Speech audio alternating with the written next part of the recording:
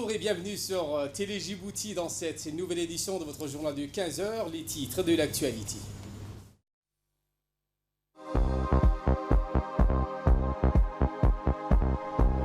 Eh bien, journée faste aujourd'hui. Le président de la République, Ismaël Omar Guelleh, a présidé la célébration de la journée mondiale de la femme, à l'instar du reste du monde aujourd'hui à l'UNFD, l'Union nationale des femmes djiboutiennes. Et dans l'actualité internationale, ouverture d'un procès historique à Minneapolis concernant la mort de George Floyd. Voilà pour le sommaire. Merci si vous nous rejoignez sur Télé Djibouti. Nous entamons cette édition avec la journée mondiale de la femme. Eh bien, le chef de l'État, Ismaël Omar Guelleh, a présidé aujourd'hui dans l'enceinte de l'Union nationale des femmes djiboutiennes, l'UNFD, la célébration de la journée internationale des femmes. La suite avec Fardous Hussein. Ici à l'UNFD, à l'occasion de la célébration de la journée internationale des femmes, placée sous le thème leadership féminin pour un futur égalitaire dans le monde de la Covid. Eh bien, ce thème a un double sens pour nous les femmes, puisque désormais femmes et hommes sont sur un même pied d'égalité pour combattre cette pandémie mondiale qu'est la Covid-19. Ensuite, c'est un thème qui nous interpelle et nous rappelle que chaque femme doit tous les jours se battre pour ses droits, notamment en société, en famille, et rappelant aussi qu'une femme instruite, éduquée et financièrement indépendante peut se dire une femme libre.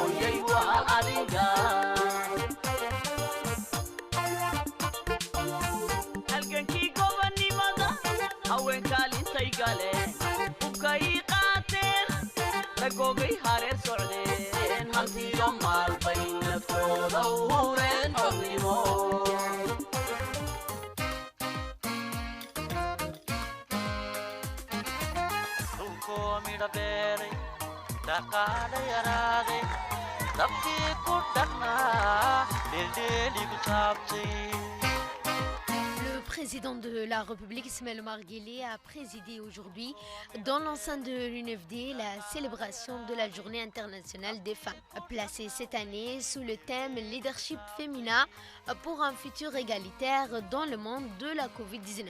Cette journée est célébrée donc dans le monde entier et célèbre les efforts considérables déployés par les femmes, les filles partout dans le monde pour façonner un futur et une relance plus égalitaire suite à la pandémie du Covid-19 et met en lumière les lacunes à combler.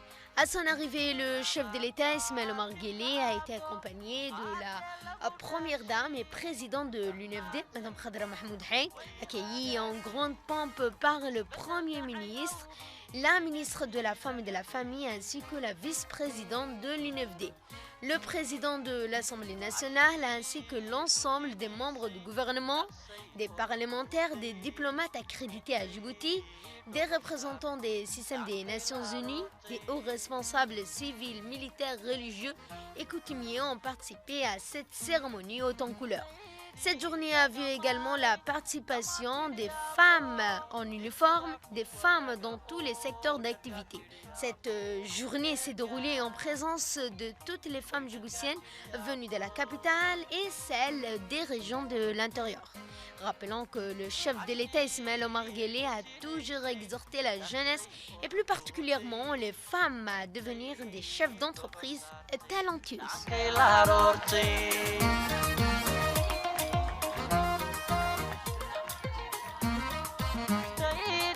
Lagamaalay dama chiriyaabo dil qura ku wadaga oo dharga chiriyaabo derga way dharga chiriyaabo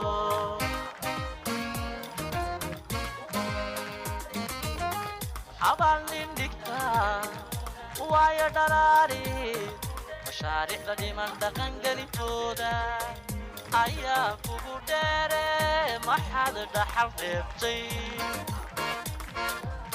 dhankaadu wadaadhi doogle lahaydo ismaha dhiricda la dhaygagayaaye jabuuti dhigin wata wada dhaaftay wata wada dhaaftay wata wada dhaaftay wata wada dhaaftay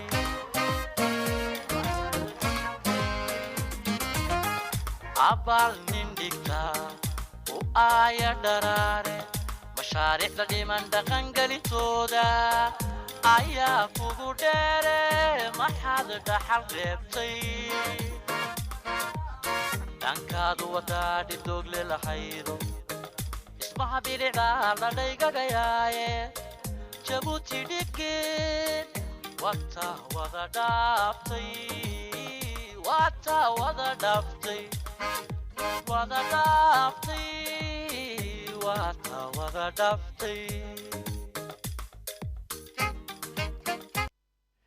Après cet accueil en grande pompe du chef de l'État Ismaël Omar Guelleh, accompagné de la première dame et présidente de l'UNFD, le chef de l'État donc a pris place à cette journée qui avait pour thème cette année leadership féminin pour un futur égalitaire dans le monde de la Covid-19. Célébrer donc les efforts considérables déployés par les femmes et les filles partout dans le monde pour façonner ensemble un futur et une relance plus égalitaire suite à la pandémie du Covid-19.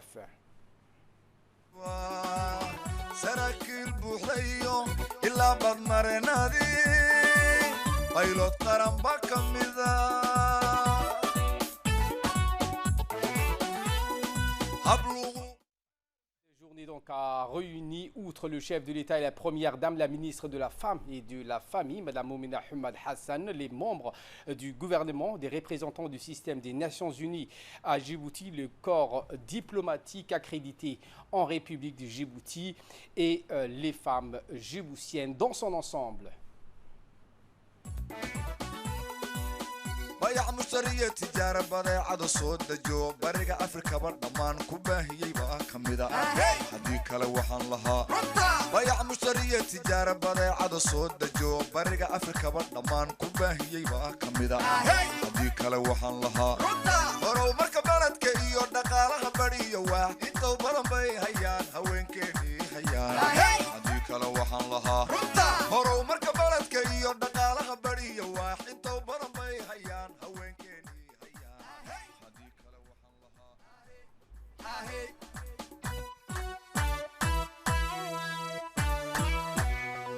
habluhu beer la xawsiiyo markay basariyo kartiba ragii baradhaafiyeen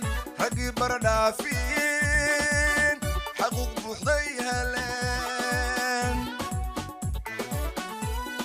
habluhu beer la xawsiiyo markay basariyo kartiba ragii baradhaafiyeen xaquuq buuxday heleen hayaban hoyabow yaahe hayaban hoyabow yaahe hayaban hoyabow yaahe hayaban hoyabow yaahe hayaban hoyabow yaahe hayaban hoyabow yaahe waxaan bogaadinaynaaye hayaban hoyabow yaahe hayaban hoyabow yaahe ogaanshaha bilisto kor u qaade hayaban hoyabow yaahe hayaban hoyabow yaahe xaqinii baada hela yidhiye hayaban hoyabow yaahe hayaban hoyabow yaahe allow dalka noo barwaaqeeye hayaban hoyabow yaahe hayaban hoyabow yaahe allow wixii ba'aan na baalmariye hayaban hoyabow yaahe hayaban hoyabow yaahe hayaban hoyabow yaahe hayaban hoyabow yaahe hayaban hoyabow yaahe. Eh bien, donc, place maintenant aux séries des discours. En premier, la secrétaire générale de l'Union nationale des femmes djiboutiennes, Mme Fatouma Ali Hassan, donc ici, est exprimée à la tribune de cette enceinte de l'Union nationale des femmes djiboutiennes. Voici ses propos. Notre pays, tout comme le reste du monde, n'a pas été épargné par cette pandémie mondiale. L'impact de la Covid-19 a été encore plus fort chez les femmes qui luttent pour subvenir au quotidien de leur famille. Cependant, pour venir en aide à toutes les familles vulnérables, l'UNFD, sous le leadership de notre première dame, a organisé plusieurs campagnes de distribution de vivres pour les aider à affronter le manque de revenus causé par cette pandémie. Cette crise mondiale a prouvé encore une fois que la solidarité est le maître mot pour avancer et aller de l'avant. Cette solidarité, ici à Djibouti, s'est traduite par l'implication personnelle de la première dame qui n'a ménagé aucun effort pour venir en aide aux ménages les plus vulnérables.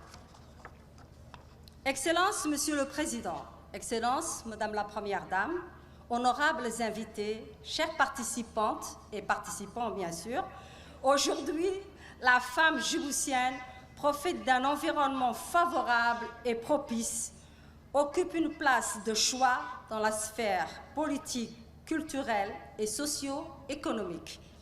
Elle est présente à tous les niveaux. Elle est écoutée, respectée, consultée et aimée pour ses choix et ses décisions. Et ceci a été rendu possible grâce à vous, Monsieur le Président, à votre vision éclairée et votre dévouement pour notre cause. C'était donc Mme Fatouma Moussa, secrétaire générale de l'Union nationale des femmes djiboutiennes. Eh bien, la ministre de la Femme et de la Famille, Mme Moumena Hamad Hassan, a loué les efforts en faveur de la femme djiboutienne. Voici ses propos. Je suis particulièrement honorée de prendre la parole en cette importante cérémonie commémorative de la Journée internationale de la femme qui est célébrée partout dans le monde. Et comme partout dans le monde, nous avons l'honneur et la chance d'avoir avec nous notre président de la République et notre première dame pour célébrer cet événement. Je pense qu'il n'y a pas beaucoup de pays qui ont cette chance-là. Donc permettez-moi, avant de prononcer les quelques mots que j'avais prévus, de remercier le président de la République et la première dame pour leur disponibilité et tout le temps précieux qu'ils nous consacrent. Je voudrais, en votre nom, exprimer notre gratitude et notre reconnaissance aux parrains et à la marraine de la présente cérémonie pour tout l'engagement à nos côtés et aux côtés des femmes djiboutiennes. Je nomme le président de la République, M. Ismaël Omar Guelleh, et Mme Khadra Mahmoud Haïg, notre première dame, dont le soutien inconditionnel n'a jamais cessé depuis 20 ans.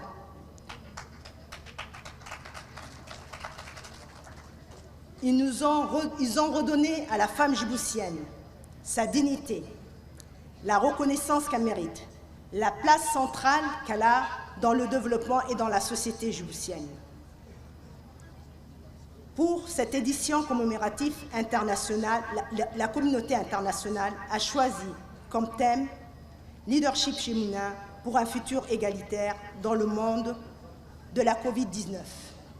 4 idées sont clés dans ce thème-là. Leadership féminin, futur égalitaire et Covid-19. Vous avez pris la responsabilité de ce pays.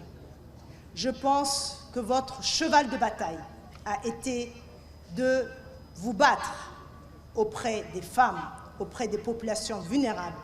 Donc le leadership féminin, vous le portez depuis 20 ans et vous l'avez hissé haut. L'égalité, je pense que vous incarnez la justice sociale, Monsieur le Président. Vous avez fait en sorte, depuis que vous avez pris la responsabilité de ce pays, qu'aucune personne vivant sur le territoire djiboutien et les Djiboutiens soient en marge de leur bien-être, de leur développement, de la prise de décision. Vous leur avez donné la parole, vous avez milité pour leur donner le bien-être. Vous avez permis aux Djiboutiennes et aux Djiboutiens de vivre dans un monde serein et en paix. Et ça n'a pas de prix, Monsieur le Président. Eh bien, une fois terminé le discours, la ministre de la Femme et de la Famille, le chef de l'État, Ismaël Marguilé, s'est exprimé en langue locale lors de cette cérémonie de la célébration de la Journée internationale des femmes. in aan haweenka ayaan aanu hibayno adduunku waa sidaasuu yeelay mid yaroon anagu leenahay baa jiri jirtay oo abriil dhammaadkeyga oo halka maan iskugu soo shubannay bisha 8 oo ayaantii adduunka ah secrétaire général des Nations Unies war buu soo diray oo uu idin hambalyeeyo haweenka jamhuuriyadda Djibouti iyo caalamka oo dhan. Je tiens donc à célébrer avec la femme djiboutienne cette journée faste, a-t-il précisé le président de la République. Une journée donc dédiée à la femme, à l'instar du reste du monde. Le président de la République a donc déclaré lors de cette journée que le secrétaire général des Nations Unies donc a félicité en personne la femme djiboutienne pour ses efforts en faveur de la promotion de la paix dans cette partie du monde. wax la qabatay madaxweynihii xasan guuleed abtidoon si oo aqalkaasi ama xarunta haweenka noqonaysa u jideeyeen markaas xasuus ayaa loo baahan yahay in la xasuusto oo yani la arko halkaan ka nimidnay dhagaxii u horeeyay kolkii la dhigay ilaa maanta waxaan is leenahay wadadu way dheer tahay waxaan is leenahay dadka dalkani ku nool oo Ilaahay dhigay waxa uu soo socdo si uu dadka u nicmeeyo isaga garanay wuxuu sadeena baray annaga inaan isku duubnaano. Poursuivant donc son intervention, le président de la République a tenu donc à honorer les efforts de la première dame de l'ancien président Al-Hajj Hassan Goulet Abtidon, Madame Aïcha Bokouri, qui a été l'initiateur de l'Union nationale de la femme djiboutienne. Le président Guélé a précisé dans son discours que le chemin pour la promotion et l'émancipation de la femme djiboutienne reste encore à faire, et il est de notre devoir à chacun de nous, djiboutiens et djiboutiennes, pour militer donc à cette cause noble qui est l'émancipation de la femme.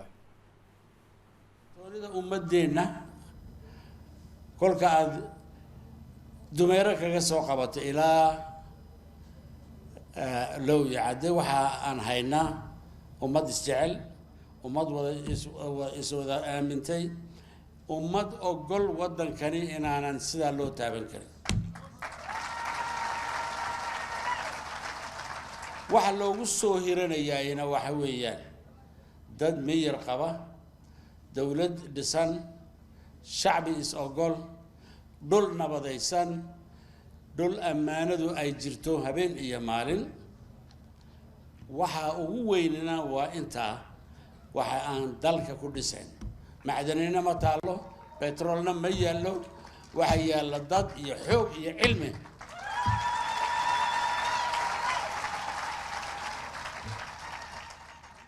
De la République donc a précisé lors de son discours de la journée de la célébration de cette journée internationale des femmes que dans tous les territoires nationaux les Djiboutiens et les Djiboutiens sont unis pour leur cause, celle de préserver donc cette nation contre tout état de cause, préserver la paix, la stabilité qui est une chose très chère. Notre pays ne dispose aucune ressource naturelle, mais le chef de l'État a précisé que nous avons la paix, la stabilité, chose que aucun autre pays de la région donc, ne dispose. Et il faudrait donc s'arracher avec force et donc militer à ce que nous gardions cette paix et cette stabilité, a-t-il honoré de son intervention lors de cette journée de la célébration internationale des femmes à l'Union nationale des femmes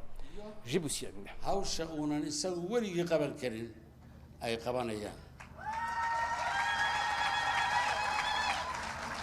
taasina waa fitrad ilaahi isaga ayaa yidhi wuxuu yidhi alrijaalu qawaamuuna cala nisaa kama dhigno way haystaan iyo way ka xoogan yihiin iyo way inay baabi'iyaan wax ilaahay abuuray sida uu jirka u abuuray unbuu sheegaya qur-aanku ee waxaa loo baahan yahay waxa weeyaan wajacalna almuwaddata baynakum idinka iyo raxmadda iyo jacaylka dhexdiinna annagaa dhignay buu yidhi ilaahay halkaa annaga oo ka duulayna waxa aan iskuulkii kolkay wada galeen gabdhihii iyo wiilashii maanta way isgarbinayaan walxamdu lilaahi rabbi alcaalamiin gabdhihii guul bay gaadhayaan inteeda badan in dadkee hooyooyinkood iyo abbawood ay la hadhaan oo ma waan retrateennay annagu lacag ma haysana ee noo shaqe ay odhanayaan war dee shaqada kolka dambe ee shahaadooyinka jaamiciga soo qaado ayaa kaaga roonaan doontee gabadha daa ha shaqaysa ha barate kolka la yidhaahdo in dee yeesho iyo in aniga horta ha ii shaqo tagta yidhaahdo oo naftoodaa uun way nagu jiraan dee raggaasi meesha way buuxaan way garanayaan. Après donc le discours du chef de l'État, place maintenant au prix honorifique dans la diplomatie. Il s'agit de Madame Mariam Ahmed Romané qui a reçu donc le prix de la femme dans la diplomatie. Et il est revenu à l'ancienne ambassadrice de Djibouti au Kenya, Madame Mariam Ahmed Romané, pardon. Et le deuxième prix femme dans les métiers masculins, en l'occurrence dans l'économie. Il s'agit de Madame Badia Awad Zaki. Et le dernier prix, un prix social, est revenu à Madame Fatouma Ali Nouri de l'association de Dikil. Eh bien, le chef de l'État et la première dame ont également reçu donc un cadeau honorifique en faveur de leur travail acharné à la femme djiboutienne. Un prix pour le chef de l'État qui donc témoigne de la gratitude de la femme djiboutienne. Un autre prix a été également reçu par la première dame et présidente de l'UNFD, Madame Khadra Mahmoud Haïd, fervent défenseur de la cause de la femme djiboutienne.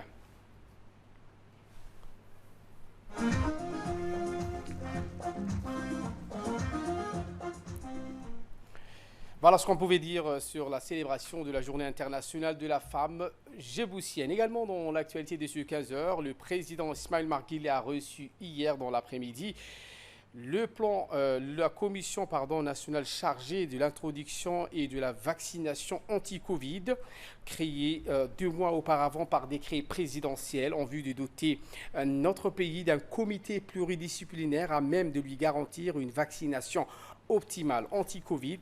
La commission donc a mis à profit cette audience avec le président Ismaël Marguilé pour le briefer sur les modalités internes de son fonctionnement. Les exposés ont donc porté dans un premier temps sur la présentation des différents départements composant cette commission. Au nombre de 3, ces différents départements sont constitués des sous-commissions stratégie, communication et logistique. La première de ces sous-commissions a entre autres pour mission de choisir les types de vaccins anti-Covid à préconiser pour notre pays. La seconde est assignée à produire un travail de consentement et d'adhésion du public national au programme. Et la troisième sous-commission est investie de la responsabilité de garantir une vaccination efficiente du produit vaccinal sur l'ensemble du territoire national. Peu après cette audience, nous avons donc pu interviewer le docteur Ahmed Roblé, qui est le président de cette commission. Voici ses propos. Le chef de l'État a mis en place il y a 2 mois cette commission nationale chargée de l'introduction et du déploiement de la vaccination anti-Covax. Les principales missions de cette commission est triple.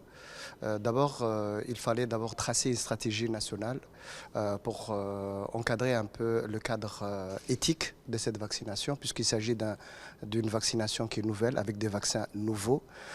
Également, tracer les cadres de tous ceux qui sont éligibles de manière prioritaire à cette vaccination. Ensuite, de savoir les normes et les réglementations qui vont régir cette vaccination. Le dernier élément, c'était tout ce qui concernait les effets secondaires et la pharmacovigilance des vaccins qui vont venir à Djibouti. Et enfin, ce qui est très très important, c'est le plan de déploiement et de logistique, puisque ces vaccins demandent un conditionnement et un stockage qui est assez rigoureux. Et donc, il faudra les conserver, les déployer, les dispatcher un peu partout sur tous les territoires nationaux. L'actualité dans les régions de l'intérieur, en l'occurrence la région d'Arta, où le ministre de la Santé, Mohamed Ouarsama Diriye, et le ministre de l'Énergie, Younis Ali Guidi, ont procédé hier au lancement officiel de la caravane médicale à Arta, une caravane médicale qui est programmée pour sillonner les 5 régions de l'intérieur afin de dispenser gratuitement plusieurs prestations spécialisées, à savoir la gynécologie, la stomatologie, la cardiologie, la pneumonie, la pédiatrie, enfin l'ophtalmologie.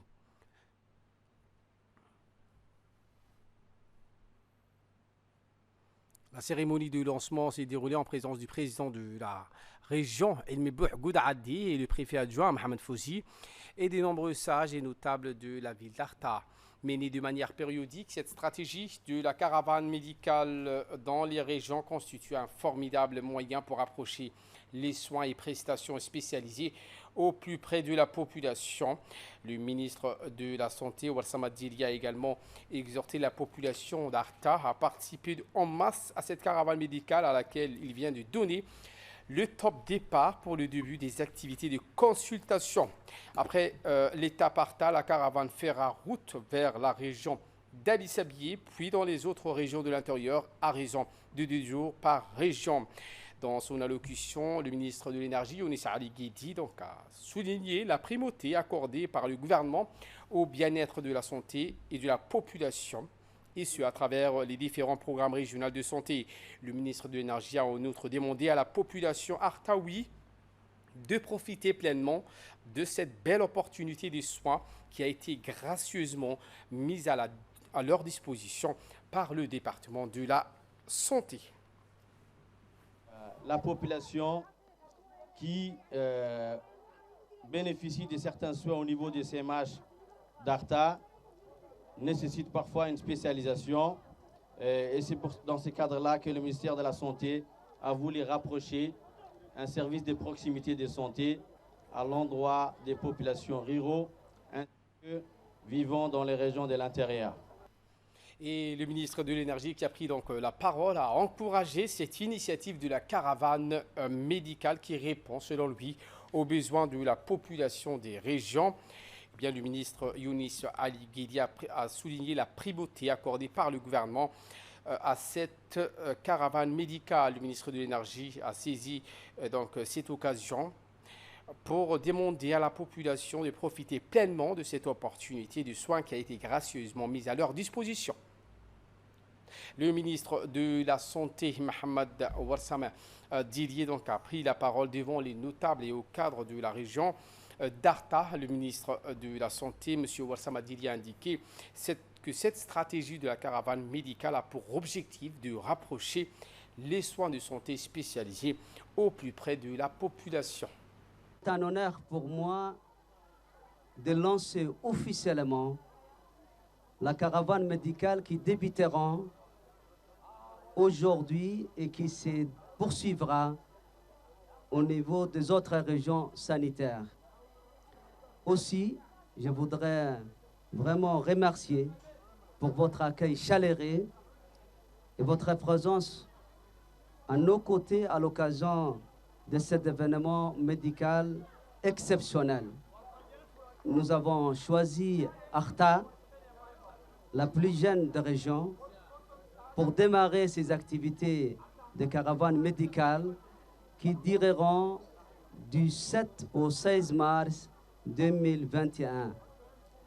Le ministère de la Santé a programmé cette mission médicale tout d'abord pour rapprocher les soins spécialisés aux populations de régions, notamment celles vivant dans les localités rurales éloignées.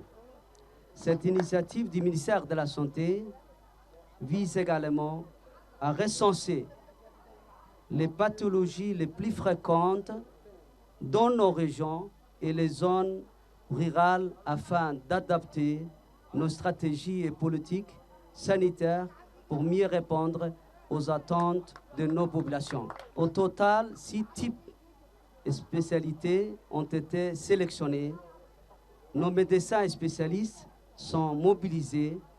Ils seront appuyés par les équipes médicales et paramédicales de chaque région sanitaire. Pour conclure, je sollicite le soutien des autorités locales pour la réussite totale de cette caravane. Et de là, nous passons en nouvelles du monde. Je vous le disais en titre, la mort de l'Américain George Floyd a été donc une indignation totale à la communauté noire des États-Unis. Et dans ce contexte, l'ouverture d'un procès historique a eu lieu ce lundi aux États-Unis concernant les circonstances de la mort de George Floyd. Voilà pour l'essentiel de ce 15h. Merci à vous de nous avoir suivis et très bon suivi des programmes sur Télé Djibouti.